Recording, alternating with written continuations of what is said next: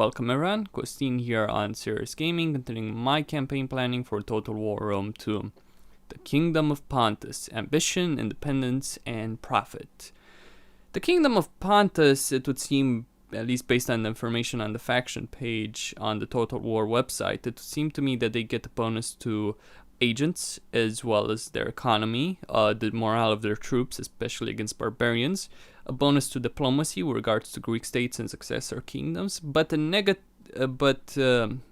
don't get as much public order benefits from cultural influences, it would seem, because their kingdom is a mixture of Hellenic and Persian cultures, and their army as well is a mixture of Hellenic and Persian units. So you have good light infantry. You have Persian light infantry, similar to what Alexander the Great faced during his his conquest of Persia. You have Greek phalanxes. Specifically, I think the best units that you have are the bronze shield pikemen. At least in the original Rome Total War, the best units Pontus had in terms of infantry were the bronze shield pikemen. Not quite as deadly as the silver shield pikemen that the Seleucids had, but still formidable in their own right. They have scythed chariots and some pretty good cavalry as well. The Cappadocian cavalry.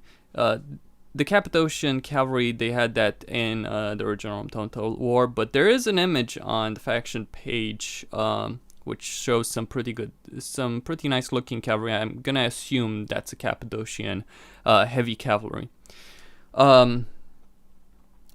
If I'm not mistaken, in the original Rome Total War, the Cappadocian heavy cavalry are the second best heavy cavalry unit in the entire game. The best being the cataphracts owned by Parthia, but that makes sense, obviously. Still, just having the second most powerful heavy cavalry unit, as well as some very good phalanxes, light infantry, archers, slingers, and all that does lead you to having a pretty good combined arms force. Not as good as, say, perhaps Egypt, I guess, because Egypt does have elephants as well, but, still pretty strong combined arms force that you can deploy on the battlefield. You start in control of two regions, two settlements, the Sinope settlement as well as the Amasya settlement, both these in the Bithynia and Pontus province, which has two other factions in it. There's the Bithynia faction, with which you start with which you start in an alliance. They control the provincial capital of Nicomedia, as well as the Trapezus faction, who controls the Trapezus settlement. You might be able to wipe them out fairly early on. It shouldn't be that difficult. They don't have any alliance with anyone at the beginning of the game, so marching your armies against them very quickly might be a good idea. You start at war with Cappadocia to the south,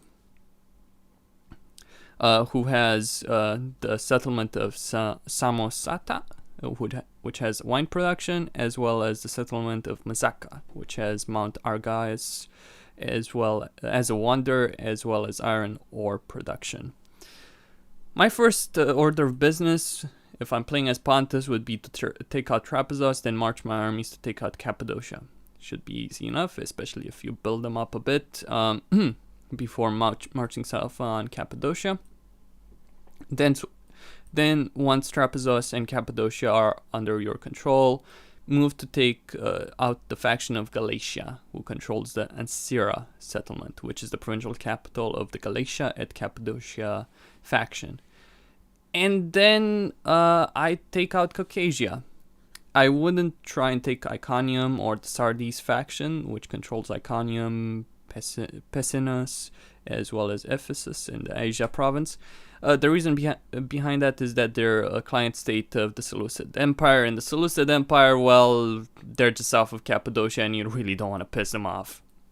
I would march an army to take out Pergamon, the faction of Pergamon, from my allied territory. Maybe even get some help from the Bithynians, if possible. If they won't give you that help, then you might want to wipe them out yourself. Break the alliance, declare war on them, and wipe out Nicomedia. You might be able to use trickery, like have them help you out against Pergamon, and while their army is away, declare war on them and in a blitzkrieg move, take out Nicomedia from them. Anyway, once you have control over Pergamon, Ancyra, Cappadocia, Trapezus, take out Caucasia, and then move an army to north to take control of the Ponto-Caspia province, as well as the Bosporus province. And then, half a stack or maybe 2/3 of a stack might be enough to take out Scythia, the factions in Scythia, which are not allied to one another. Hell, they might end up in an alliance with one another, or they might end up at war with one another. It's hard to know, but you might be able to abuse. You have diplomacy, use it. Keep these factions apart and then conquer them one by one. Personally, what I do is take Caucasia, then, leave an army of 15 units in Ponto-Caspia to complete the conquest there, while striking an alliance with Armenia and Media Atropatene, and then going to war against the Sardes faction, which will put you in a war against the Seleucid Empire. But you're going to end up at war against them either way. If you end up in an alliance with Armenia and Media Atropatene, you might just be able to survive the Seleucid Empire and even take it out. I'd have armies on the border of the Sardes factions ready to take out Iconium pretty quickly. I'd avoid pissing off Cyprus because Cyprus is a client state of Ptolemaic Egypt. And Ptolemaic Egypt, well, you don't want to fuck with both the Seleucid Empire and Ptolemaic Egypt. It's a pretty bad move. You might be able to strike an alliance with Ptolemaic Egypt to take out the Seleucid Empire, however, besides striking an alliance with Armenia and Media. Alternatively, what you can do is wipe out Armenia yourself, launch a conquest of Armenia, wipe it out, then make an alliance with Media, then take out the Seleucid Empire. Or the third option, wipe out both Armenia and Media, and then go to war against the Seleucid Empire. Though keep in mind that the last option would mean that you have to fight all of the client states of the Seleucid Empire directly at your borders. There wouldn't be a buffer zone between you and the Seleucid Empire, which could cause a lot of problems. Either way, I would certainly recommend an alliance with Ptolemaic Egypt. The Seleucid Empire has many client states, but you might be able to break their alliance with at least some of them. Sardes is a faction you want to eliminate yourself to take control over the Asia province as well as the entirety of the Galatia and Cappadocia province. Unfortunately, though, fighting the Seleucid Empire as Cappadocia means that you'll have to take out Tarsus and Antioch pretty early on, so those being provincial capitals, that's going to be quite problematic. But yeah, once you have control, you will end up in a war with them regardless. And once you have control over Syria as well as Tarsus, then, well, really it's up to you. Might want to... You'll likely be at war with the rest of their client states, but maybe they're not such a high priority. Maybe you can break the Seleucid Empire, the remnants of the Seleucid Empire, fairly easily. The Arabian Peninsula is divided between many minor factions, so they might be very easy to swallow up if you so desire. To the west lies Macedonia, Epirus, Sparta, Athens. They're not really that powerful by this point. You should be able to swallow them whole very easily. It depends on really what the campaign gives you as objectives. It would seem that in Total War Rome 2 you're going to have chapters, so you have to take out 7 regions as well as take control over 1 or 2 specific regions. It will depend on that.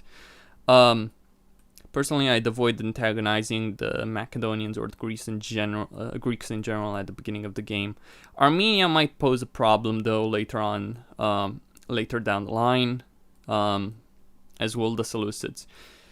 Ptolemaic Egypt, well, really, they're also a potential threat, as is Parthia. So, the real problem though is the Seleucids. It's not going to be easy to take them out. They have a very strong army. They have a lot of territory.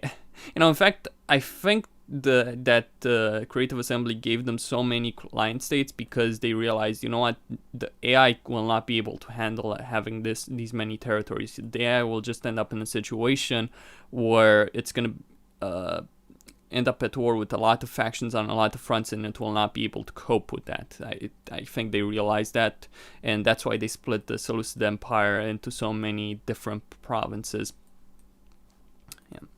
Anyway, that's all I wanted to say. Costin here signing out. Don't forget to subscribe and like the video. Thank you all for watching, and stay tuned for more. Just 2 factions to cover.